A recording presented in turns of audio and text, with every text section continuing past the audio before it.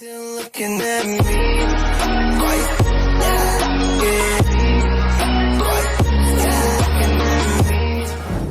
Hey, what's going on, guys? How's it going? Welcome back again to another reaction video. Mighty Adventure here, and happy Mother's Day. Yes, the fact that it's officially over, but I just wanted to say that to everyone, and hopefully that they spend time and treat their moms on a special day.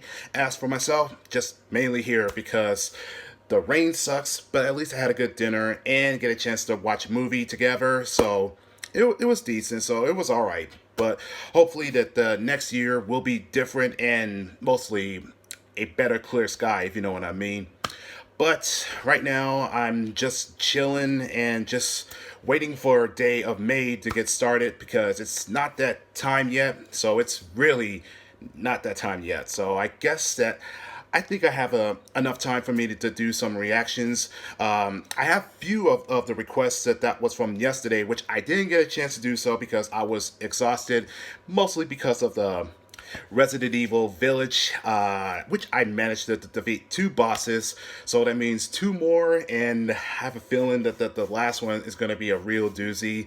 So you can see that on my 2 streams which is from last night, and nothing but screams. But anyways, I got a new request from Carthu, and this is going to be very interesting. And now I'm just letting y'all know that I don't own this video. This is actually from Carthu's Dojo, so I am going to be reacting of the title, which is "What If Frieza Always Trained?" And this could be interesting of a fact to know about that. So this is going to be worth it to take a look at this. So let's begin, and without further ado, it's time to react. The thought of Frieza training early has been at the forefront of our minds as Dragon Ball fans since Resurrection F. The self-proclaimed Emperor of the Universe made a drastic leap in power, going from the power he displayed on Namek to godly levels of power in his final form, which is actually his base form, to even surpassing the power of a Super Saiyan God with his golden form. While characters like Goku needed a ritual to just become a Super Saiyan God, and Vegeta needed specific training from a being stronger than the gods themselves to match that power, Frieza did basic training with some nobody for like 4 months. Right? Now, I often minimize or exclude Frieza's potential in What Ifs due to how broken it truly is, and how it undermines most stories if used. Like, say, giving it to Cell and having Cell train with it. Today is an exception, though. In today's Dragon Ball What If, we cross the boundaries of Dragon Ball Z and Dragon Ball Super to find out what would happen if Frieza had trained since the destruction of Planet Vegeta, or just more appropriately, what if Frieza always trained, destruction. Always meaning the time in the series we actually see for the most part. To start, there's no place better than the beginning, which for most Dragon Ball stories is of course the destruction of Planet Vegeta. The plan was for Frieza to eradicate the Saiyans and rid the threat of the Super Saiyan and even the Super Saiyan God, while also having Beerus' permission to do so. However, for Frieza, this isn't nearly enough to ensure a long-lasting rule over the universe. He needs to surpass the 2 people that his father had always warned him about: Majin Buu and the God of Destruction, Beerus. If he could surpass these 2 beings, then he could truly control the universe. 2 beings stand between me and complete control over this universe. I no longer intend to let looming threats linger. Frieza transforms into his true form, and the power overwhelms everyone present. This is but a taste of my true potential. I've never had to lift a finger, granted ultimate power simply by existing. However, Frieza returns to his first form and lets out a sigh of relief. Even using only half of my power, that body contains too much energy to be controlled. But if I can master it, make it my own, then I can grow to new heights and claim this universe as my own. Berry Blue and Kikono both smirk and begin to make arrangements for Frieza's training, starting by finding a suitable location and capable sparring partners. Meanwhile, Beerus has just fallen asleep again, and Goku is on Earth, so for the time being, our story remains unchanged. That is, until we get to the Namek arc. To quickly go over why the Saiyan arc doesn't change, it's simply due to Frieza's fear of the Super Saiyan, and that fear still leading to Frieza not training with Raditz, Nappa, or Vegeta. Instead, more loyal soldiers like the Ginyu Force are trained with and subsequently grow alongside Frieza. So, Frieza, Vegeta, Krillin, Gohan, and Bulma all converge on Namek, with all of them hunting the Dragon Balls for their own desires. The major difference, there's literally no one who can even remotely keep up with Frieza, and even to some degree his soldiers. Even Zarbon and Dodoria are just a little bit stronger, but strong enough for Vegeta and the Earthlings to not be enough to handle them. So the Ginyu Force actually isn't even required here. Let's be generous here and say that in some convoluted way, they make it to the final battle with Frieza. The many Zenkais, power-ups, and evasion tactics could eventually lead to the same climactic battle we had before. The difference being that Frieza is just an absolute monster. For reference, first form Frieza in Resurrection F, after only 4 months of training, was enough to kill Piccolo. This Piccolo would at very bare minimum be as strong as he was in the Cell arc, but realistically, he's even stronger due to the fact that he doesn't stop training. Now, imagine a Frieza that's trained for over 2 decades. It should be obvious that he doesn't even need to leave his first form in order to take out Vegeta, Gohan, Krillin, Piccolo if he even gets revived, and even Goku as a Super Saiyan. Your little insurrection was adorable. A child throwing a tantrum that needs to be stopped before they get too full of themselves. I do thank you though, Vegeta. You have shown me that I no longer need to fear Super Saiyans. With the Namekian Dragon Balls mere stones at Frieza's feet, Frieza realizes that his use for this planet is over with. He'd left Vegeta and Goku alive to witness the death of the planet at his hands, the experience they miss seeing befall their own home world. So, planet Namek is destroyed, but immortality is still on Frieza's mind, and one place to get it might be Earth. So, Frieza, along with the Ginyu Force, who have easily conquered planet Yardrat by the way, begin to make their way towards Earth. Their ultimate goal, to find if there are Dragon Balls on the planet or not. When they arrive, the Ginyu Force and Frieza's foot soldiers scatter to find out if the Dragon Balls are on the planet. However, they eventually gather very little info on them, and with no way to actually locate the Wish Orbs, they report back to Frieza that there's nothing to be gained here. Frieza considers conquering the planet now in order to add it to his empire or sell it for a profit, but since the planet is small and seemingly valueless, he decides to leave it be for now. It could prove useful in the future if the Dragon Balls do turn up, and he could conquer it whenever he pleases, so destroying it just isn't worth the effort. This would prove to be a mistake for Frieza, however, as on Earth, trouble is brewing with a secret mountain lab. Of course, I'm referring to Dr. Gero and his androids, but even more importantly, Cell, who's being created beneath the main lab in secret. Since Frieza has visited Earth, Cell will have Frieza's DNA, and in this story, Frieza's potential. So much like the future timeline in canon, since this is technically that timeline due to the lack of time travel, androids 17 and 18 are released onto the world and take it over. Then Cell is born, he powers up by absorbing some of Earth's survivors, and then absorbs androids 17 and 18 to become truly perfect. With the DNA of Piccolo, Vegeta, Goku, and Frieza, who sees the value in training by the way, Cell actually begins to train as well after reaching perfection. Instead of solely seeking to instill fear in the people who remain on Earth, he does that alongside keeping his martial arts skills sharp, improving every single day. Eventually, he becomes bored terrorizing the people who remain on Earth and decides to move on from the planet, flying elsewhere to test his abilities. This inevitably leads him to a world that is owned by Frieza, and despite Frieza wishing to stay out of conflict, he eventually is given no choice but to intervene against the monster that torments and eats his subjects. So the Battle of the Ages is set to begin. Frieza, versus Cell. When Frieza arrives on the planet, Cell is immediately drawn to his power. A power not too dissimilar to his own, as Frieza has started staying in his true form ever since leaving Earth. This would be the first true test for them both. But of course, only one of them can come out on top.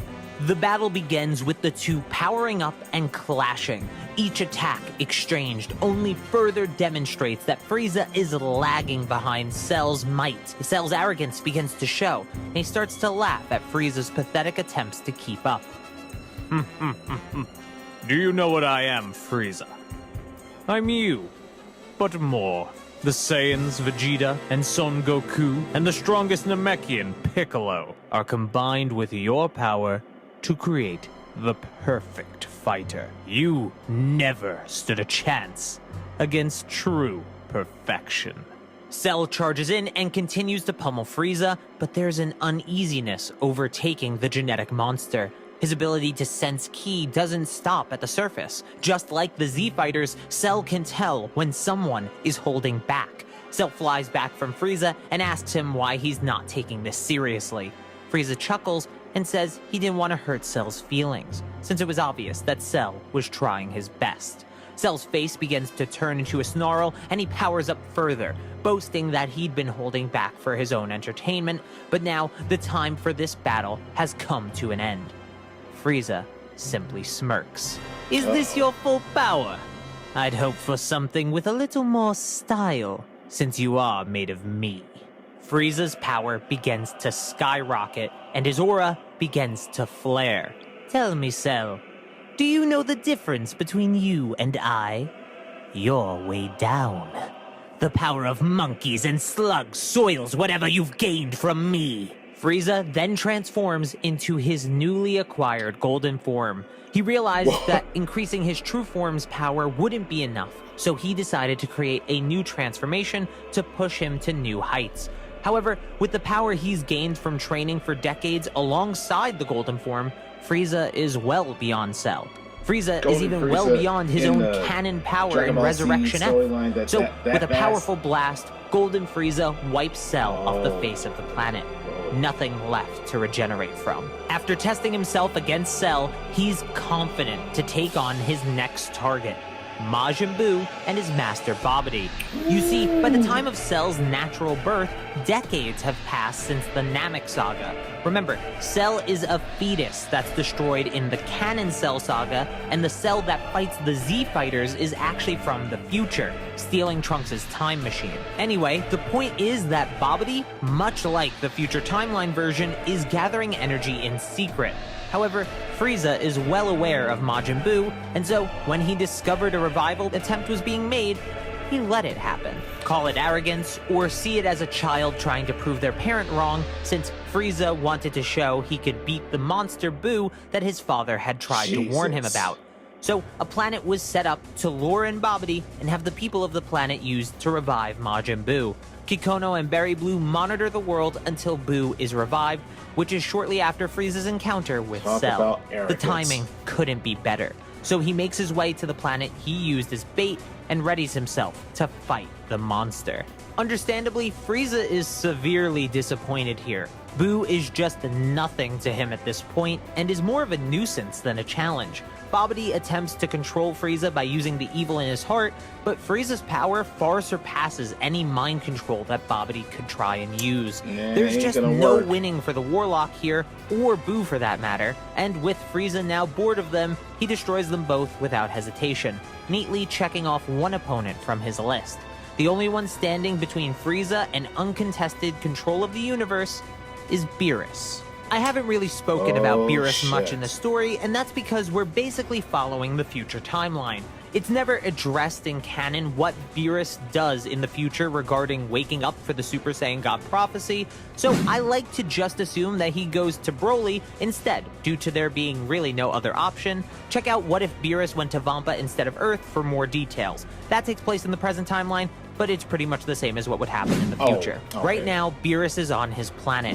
Broly is also kept there in order to train and to be a worthy adversary for Beerus, and Whis is Broly's teacher. Though, getting Broly to control his power is proving to be the biggest challenge.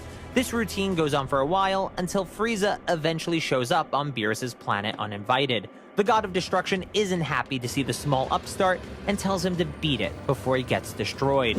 Frieza refuses with a sinister smirk on his face, and Beerus starts to get extremely angry. The God of Destruction doesn't want to get up, so he just tells Broly to handle it. The hulking Saiyan brute charges in, but remember, Frieza can get God-tier power-ups in 4 months of training. This Frieza has trained for over 40 years. So even with Whis' training, Broly can't really transform into anything beyond the Ikari form at the moment, making him Frieza's appetizer before the main course. Even with his other forms, Broly had done basic training on Vampa for 40 years and needed to fight God-tier Goku and Vegeta to actually unlock further power. Compare that to Frieza needing to train with a random soldier for 4 months, and you tell me who has more potential. If you disagree with me here, that's fine. Just leave it in the comments below. With one final blow, Broly is rendered unconscious and is sent flying back. Frieza begins to approach Beerus gleefully. I'm afraid your pet isn't what I'm after. This universe is mine now. You can choose to live in it or die by my hand. Now, Beerus is truly furious. He gets up and approaches Frieza, knowing full well that he's stronger than the small tyrant. But Frieza isn't showing his full power yet. With a shout, Frieza enters his golden form, a form that rivals, no, surpasses the gods themselves. Beerus is taken aback by its power, but he doesn't back down. He's not going to let Frieza intimidate him. And so, the two begin their climactic battle to see who truly deserves to rule over the universe. Now, I'd love to sit here and say this is some great battle that truly goes back and forth, but in all honesty, it's not. If we go by 4 months of basic training as a baseline for Frieza's potential, not even including the idea that his training partners and regimens would grow alongside him, 40 years, and realistically, it's actually more like 55 years, is a ton of time. That's like Frieza getting the Resurrection F power-up around 165 times. That's insane. So, as should be clear, Beerus is defeated. The God of Destruction finds himself destroyed, and with no one else available for the job, Frieza takes over as God of Destruction and undisputed ruler of the universe. So ends the story of a Frieza who trains, the terrifying tale of how ridiculous potential can be completely broken if used to its absurd fullest potential. Make sure to like and subscribe if you haven't yet, and thank you so very much for watching. Oh my god. Oof. Now, that would be considered as a what-if scenario if Frieza actually did a lot of training instead of being completely boast up to his ego. Then he would. Then this would be that he would be a huge threat to the universe, killing not only Broly, Majin Buu, but Beerus. I think that would be a very bad spot there, and that he would be entitled to be as the new God of Destruction. Cause, yeah, I mean, to say that in hypothetically Frieza is one of the best villains of Dragon Ball history, because he's a tyrant and it's just so arrogant and just manipulating and so conniving that he can do whatever he pleases and whatever he wishes to. And mostly because he just kind of tired of being his father, King Cold's shadow, and decided to wanted to be surpassing to his old man. But no, it would have been that simple. But training with just a low-level soldier for 4 months, that's, I mean, no offense, but that's not enough, to say the least, because he could have done more.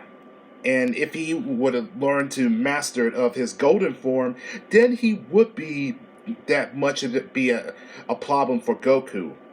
But there again, that's something that he hasn't fully mastered, and mostly it's his stamina.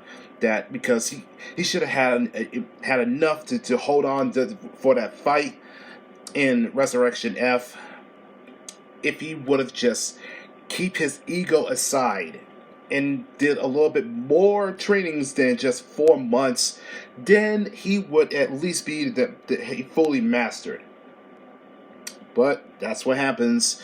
Just a taste of vengeance against Goku that really become an obsession, and the fact that he died twice, and now the fact that his halo is removed at the end of Dragon Ball Super. So I guess the question is now is that what's gonna happen next? Is he gonna be taken serious, or he's just gonna be just what he usually do, be as the self-proclaimed as the ruler of the universe? And that also reminds me that I have heard that there is gonna be a second Dragon Ball Super movie that's gonna be coming out on 2022. So I'm excited. So I guess now the question is that what are we gonna be facing? What familiar character that's gonna be canon? Because I've heard rumors that we could get a canon Cooler, Frieza's brother, into the mix of it. I don't know yet, but it would be interesting that we could get Frieza's origin, exactly where he's originally from, because I think that he's originally from the South Galaxy. That's what I've read, but that talk would be for another time. But I think this is where I'm going to go ahead and end this video. Let's give a big shout out for Carthu's video, because this is a very interesting scenario and a story of what could be a different way around for this one. So that's a really cool video. And of course, one Dragon Ball to another. But if you enjoyed that, hit the like button and also leave a comment down below, and I will catch y'all in the next video. So take care, guys, and be safe.